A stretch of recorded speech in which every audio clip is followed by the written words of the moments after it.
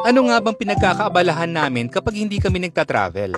Here's a day in the life of Chuck and Joe with our special friend. Kami lang ba yung sobrang pagod pagkatapos ng bakasyon? Baliktad, di ba? Kaya pag wala kaming travel, sinusulit namin yung rest day para gawin yung ibang bagay na nagpapasaya sa amin. Kasi bestie, hindi birong maging travel creator. Sino yun? Uy, si Poco! Our huggable friend from Potato Corner. Video time! At di ko alam bakit ba nagkakaganito. Sadyang nasasaktan kahit di rin naman tayo. Ang puso ko'y nagdurugo. Oh, si Poco!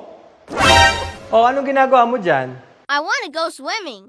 Swimming time! Ang cute ni Poco, di ba? Available na sa Lazada, Shopee, and TikTok Shop ang nakakagigil na Poco plushie. Add to cart mo na daw siya, bestie, para may adorable kang kasama sa mga TikTok mo.